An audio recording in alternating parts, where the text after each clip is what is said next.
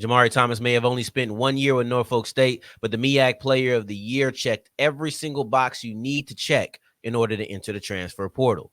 Oh, yeah, it's Locked On HBCU. Play my music. You are Locked On HBCU, your daily podcast covering HBCU sports. Part of the Locked On Podcast Network, your team every day.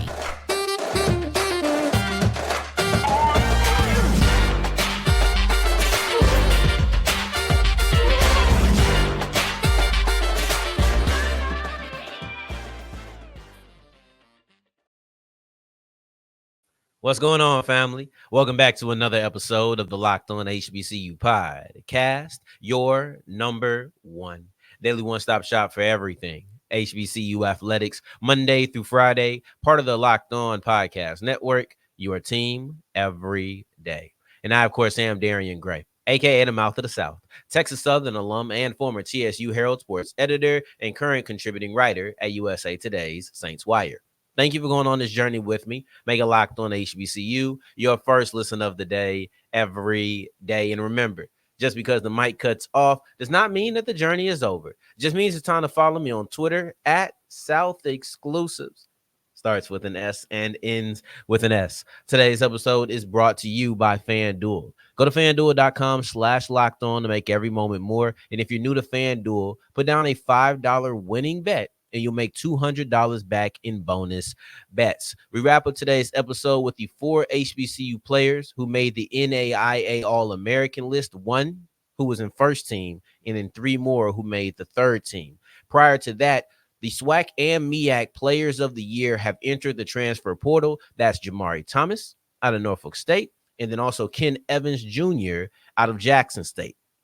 I want to kick off the episode looking at Thomas by himself and then compare Evans and Thomas's route to their resume, how I feel about the decision, and just kind of compare and contrast the two of those guys. But let's kick it off with the former Spartan, and that's Jamarii Thomas. I hate how hard the transfer portal is hitting this year, especially in HBCU basketball. I don't remember it being as devastating these last couple of years as it was this particular 2024 session, but it does feel like a lot of major talent is leaving HBCU basketball on the men's and women's side. One of the bigger names is Jamarii Thomas, who just recently put his name into the portal. Obviously, Norfolk State had their postseason run, and that plays a part in how I view his decision to enter the portal as well. But he put his decision in just this week. And I don't recommend anybody hit the portal, especially not from an HBCU, because I am Mr. Locked On HBCU. So I would never advocate for a player to leave. However, if I was not the host of Locked On HBCU, if I did not have a vested interest in seeing these players remain at the HBCU level, and he came to me and said, "Hey, Darian, I'm thinking about entering the portal. What do you think?" I don't think that there's a box that Jamarii Thomas does not check. And I don't, honestly, the transfer portal, if you're trying to move up, right? If you're just trying to go from a school in the MEAC to another school in the MEAC or SWAC to SWAC, like that's a little bit different. But to me, there's 3 reasons that people enter the transfer portal. Personal situation, I never question that. Maybe you want to go back closer to home, maybe whatever. Lack of playing time because you feel like you're buried underneath some people, whether that's your quarterback and you know you're not going to get your starting experience at that location, or if you're a wide receiver and there's 4 or 5 wide receivers ahead of you, that becomes playing time. Those are 2 things I'm not arguing. But then a lot of people, a lot of high talent, the ones that we actually notice, right? Like if I entered the transfer portal versus somebody else entering the transfer portal, the amount of notoriety may be different. When a player, we actually say, wow, that guy entered the portal, a lot of times it's because they want to maximize their value elsewhere, or they feel like they've already maximized their value at their current location. We're going to look at number 3. We're going to look at this right here, maximizing value, because that's what it's about. Guys who we really catch, or who really catch our attention, those are guys who have professional aspirations, and that's Jamarii Thomas. That's somebody who wants to go somewhere else and probably get some more eyes on them. No kid at Alabama is saying, I've maxed out my potential at Alabama. And if they do, they're going to the league. When this happens at HBCUs and you say, I maxed out my potential at Alabama A&M, then you're saying, can I go to a group of 5 and Power 5 school and maybe get more noticed, right? The boxes that you need to check in order to go to a bigger school, not everybody does it. There's so many people who enter the transfer portal as a good-looking prospect, but not a great-looking prospect. And when you enter the portal as a good-looking prospect, I think you'll actually be a tad bit disappointed with what you get in return. You got to look really good, man. And that's what I would tell people. If you're leaving to maximize your value, you want to go to a bigger school, you need to check a few boxes. And you know what? Jamarii Thomas checked every single one of them. We could look at the team success. And I think the team success is an overall bonus because it's not about who you are individually, independently, because they're going to look more at the independent than what your team has done because they want to see how you fit in that new school. But when you look at Norfolk State, who won the MEAC in the regular season, when you look at Norfolk State, who went in and had a CIT championship run of 2 games, you have to credit Jamarii Thomas for some of that. He didn't play in both of the games in the CIT. He did play in one, but he was the star of the team leading into a regular season championship. When you are the man and your team is successful, that is a bonus. Maybe your team being unsuccessful isn't always a negative, but your team being successful is always going to be a bonus. But I don't even need to look at that. Thomas was the MEAC Player of the Year in his first year at Norfolk State. And for me, that already tells you what it is. You need to be dominant. Remember, I want to go in as a great looking prospect. I want to go in feeling like I have a great season. If I'm trying to jump up, not just good. Jamarii Thomas did that. Thomas had a great season. MEAC Player of the Year in his first year, but I can go beyond the stats. Let's go beyond these stats because he led the conference, not the Spartans, the conference in points. He was second in steals. He led the conference in assists, right? Like these are the things that you need to have. Or excuse me, he was second in assists, led them in steals, led them in points. And he shot the 3 very well. You know, this is a complete package of a player. He did everything that you could ask for, did it at a high level. And me personally, I really do value the fact that he came in and in the big moments, such as the game against North Carolina Central, the second go round, he stepped up to the plate.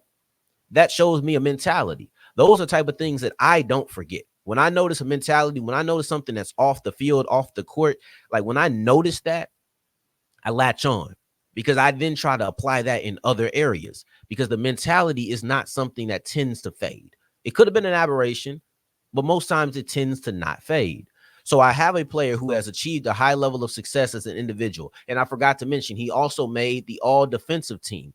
So he's Player of the Year, scores the most points per game in the conference. He's a guy who made all defensive team. He leads the conference in multiple statistical categories, second in assists. So he knows how to facilitate, score, and play defense. And he doesn't get a lot of rebounds, averages about 4 a game, but I'm not looking for that out of my guard. Jamarii Thomas is checking every single box. And then the cherry on top is the fact that Norfolk State was a really talented team this year. And he was the leader of that team. Everything works out. Star players, I feel like need to have a high level of success before they enter the portal and try to go to somewhere bigger. That's me personally. And when I look at Jamarii Thomas, he was a star player. His team had a high level of success. He was a conference player of the year, all defensive player. He led the conference in points, led the conference in steals, second in assists. Like this is a player who does everything for you. And though he only stayed with Norfolk State for 1 year, I wish it could have been longer. This is still a player who checked every box if he just came to me independently. And I would say, you know what? Entering the portal does make some sense for you. Now, as you push forward, do I feel that same way about Ken Evans? They have some similarities, but there's also a drastic difference, a couple of drastic differences between those two players that I want to evaluate as we see if Ken Evans also made a smart decision to enter the transfer portal as we continue with today's episode of Locked On HBCU. Today's episode of Locked On HBCU is brought to you by FanDuel. And FanDuel is the official sports book of the Locked On Podcast Network. And this time, We're going into the last weekend of March Madness, and this is your last opportunity to put some money down. If you're new to FanDuel, go to FanDuel.com/locked-on. That's FanDuel.com/locked-on. Because when you make every moment more, you'll be able to make $200 back in bonus bets if you're new to FanDuel with a $5 winning bet, but you have to be new. And that's okay. No need to talk about your busted brackets because it does not matter over here. We're going to continue to find South Carolina versus North Carolina State, right? We're going to continue to look at UConn versus Iowa. Those games are on Friday. So that's the women's Final Four, and that's what we've all been looking forward to. Matter of fact, go ahead and make you some money on the last 3 games of the women's college basketball season and the last 3 games of the men's college basketball season at FanDuel.com/locked-on. Make every moment more. As we continue rolling on today's episode of Locked on HBCU, I appreciate you for making this your first listen of the day every day. For your second listen, make sure you're checking out Locked On Sports Today. It's the first of its kind live 24/7 sports network on YouTube. You can catch it on the Locked On Fire TV channel on your Amazon Fire TV, but we'll get to that in a little bit. We just looked at Jamarii Thomas, who I do believe checks every single box. I hate to see him go, but I get it. I get that. But what about Ken Evans? We looked at the MEAC player of the year. Now let's look at the SWAC player of the year, who did decide to enter the portal a little bit earlier. I think it was about the second to last week in March, as opposed to the first week of April. This is an interesting exercise, and that's why I wanted to look at it. There's a large similarity between Ken Evans Jr. and Jamarii Thomas, and that's the fact that they were the conference player of the year. Evans, obviously for the SWAC. Thomas, obviously for the MEAC. That is, for me, the biggest similarity. But then when you look at how we've reached this point, their careers are completely different, right? And the question becomes, would I have recommended Ken Evans to leave? No. I would have suggested him to come back. But here's the thing about Ken Evans as opposed to Jamarii Thomas. My reasons for Thomas being okay to go is that he checks all the boxes. Evans checks a lot of the boxes too, but I'm looking at Jackson State men's basketball, and I feel like there's more work to do. I still feel like there's unfinished business. Yes, all the things that we say about Tamika Reed. If you didn't catch yesterday's episode, make sure you flash back to it. Tomorrow, yesterday we were looking at the potential offer that Tamika Reed could receive from Jackson State, but I'd be more inclined to tell Ken Evans. I don't know what I would tell Ken Evans. I don't. That's the difficult part. Is that he checks individual boxes. But for me, I want to see him come back and try to run it back with Jackson State, because I just feel like there was more to accomplish. And I felt like there was specifically more to accomplish on his watch. And I know I say that team success is only a bonus. And when I say that, I mean it in the sense that what your team does can build for you, but I don't think it can take away from you.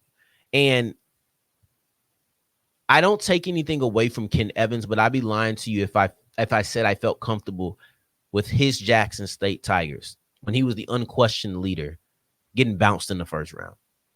And I understand they went against Texas Southern, and I understand that that's a 3-6. They were not the favorite or anything. It's not a flop. It's not anything I said with Alcorn, a month or so ago. It wasn't anything like that. It don't sit right with me. I feel like Jackson State was better than that. They weren't better than Texas Southern, and that was a very tightly contested game every single time they played. But I felt like Jackson State is better than a first-round exit, and this was the year that it was Ken Evans' team. So that's why I look at that, and I don't know what I would recommend to him. That's a difficult question that I thought I had the answer for until I started talking.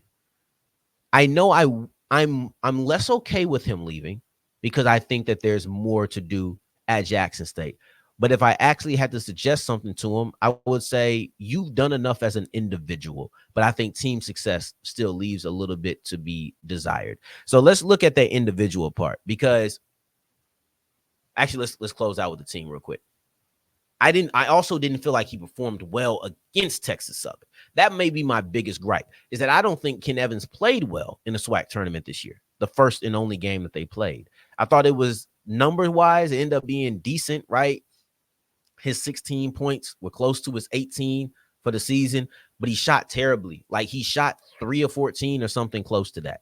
That was unacceptable, and I don't like seeing that the last way. I didn't think he played that well against Grambling the first go-round, but it wasn't his team all the way. He was kind of sharing the shine with Colty Young, and Young was there in 24 as well, but this was Ken Evans' team. But now the other big difference is how they got there. And we're going back to looking at Jamarii Thomas versus Ken Evans. And Thomas showed up for 1 year, did what he did, and left. Like, he showed up from the transfer portal, got a quick, dominant year in, and skedaddled. But when you look at Evans, he's Jackson State tried and true. Been JSU since the very beginning, 4th-year player, and he's improved every single year. From an individual standpoint, he's done everything he needs to do, in my opinion, to enter the portal. And he capped it off with a SWAC Player of the Year. If you're going to enter the portal, you need to make sure that you put great film up if you're trying to elevate. If you're cool with making a lateral move, that's fine. But if you're trying to elevate, just being good on the HBCU level is not going to be enough. We have to be aware and acknowledge what the stigma is around HBCUs. And this is something that you're going to have to deal with. You're going to have to be great, not good, right? And for me, with Evans being a SWAC Player of the Year, that achieves great. And he's improved from every single year after his freshman year. This year in particular, he set career highs in everything except for free throw percentage. Every other year, he set career highs in everything. This year, he went down 0.02 in free throw percentage. But other than that, had the best field goal percentage of his career, best 3-point shooting percentage, the most steals per game, rebounds per game, assists per game. And it was small jumps. But when you make that many small jumps, it's really a huge leap for you as a player. And specifically in the scoring department, because that's where the biggest jump was. He went from 11.3 to 18.8. Easily the best jump of his career. Easily. There's no jump in points per game that's even comparable. So while Thomas took the come in and dominate for a year and go role, you look at Ken Evans, who is I played here every single year, and now I'm ready to go somewhere else as a grad transfer. If I had to say, would I give it the thumbs up? Yeah, I probably would. I think I would give it a thumbs up after talking it out, understanding the positioning, speaking on it a little bit more. I hate to see him go the same way I hate to see Thomas go, but I think that they've done what they needed to do to position themselves to elevate. Yeah, I'll say that. And it's easier to say that for Thomas because he was only here for a year. Evans has been here for a long time. So as you push forward, no more guys entering the portal. We're looking at HBCU players on the NAIA level who made it to the NAIA All-American team. Let's break down these 4 players and their path to some national acclaim as we continue with Locked On HBCU.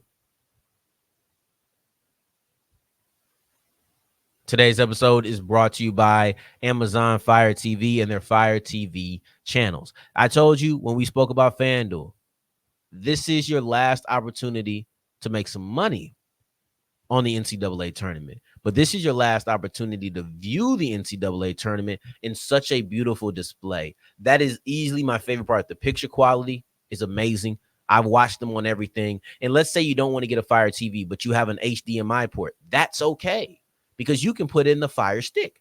So you don't need the Fire TV in order to enjoy all of these capabilities. Go get yourself a Fire Stick and plug it into your smart TV, and then bada boom, bada bing, you have a Fire TV. Go ahead and take advantage of the Fire TV channels that give you analysis, breakdowns, how to, everything. Like, it's not just sports. This is really something to impact your entire life. So I would suggest that you go to Amazon.com/LockedOnFireTV. If you want to learn some more, check out the Fire TV channels, which include the Locked On Podcast Network and all of your favorite sports leagues. As we're wrapping up today's episode of Locked On HBCU, I appreciate you for making this your first listen of the day every day and making all the way to segment 3. And I thank you 2 times for that. The HBCU players on the NAIA level have 4 representatives in that subdivision's All-American team. And let's kick this thing off. No more dancing around, no more exposition. Anthony Roy, guard out of Langston. And for me, this is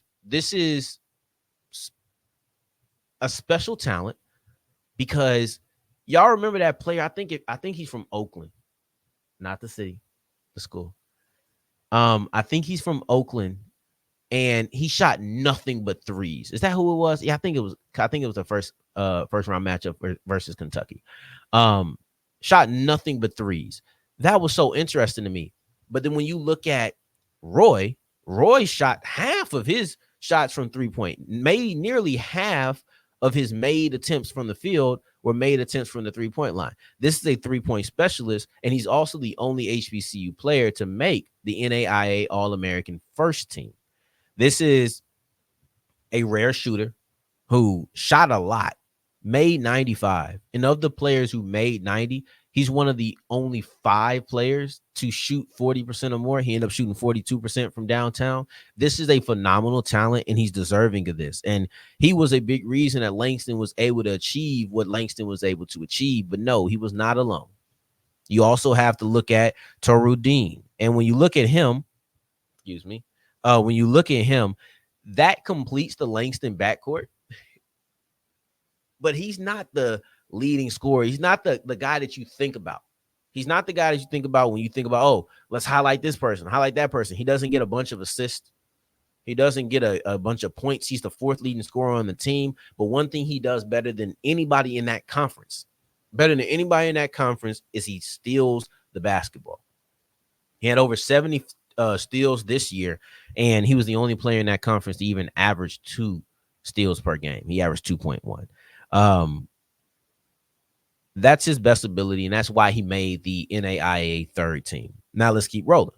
Now you look at the next 2 players, and from my opinion, they have really cool stories. And one of those is Najee Jones from Texas College, and he's the newcomer of the year in the RRAC. My bad. Then also, Roy was the newcomer of the year, and he was also the player of the year in the SAC for Langston, and he just came in from New Mexico State this year. But to Najee Jones, you're looking at a player who was the newcomer of the year in the RRAC, and he was everything that you could ask for Texas College. He led them in everything. When I talk about Zay Jones for UAPB, which I do quite frequently because I really do love her game and I love the value that she brought to UAPB, when I look at her and I explain, hey, she does a lot of scoring, she gets a lot of rebounds, she does this, she does that, she's high in. That's exactly what Najee Jones is. Najee Jones leads this team in points, in assists, in rebounds, in steals, basically in every major statistical category. He's the leader for Texas College. In being that, remember what we said, team success is that cherry on top.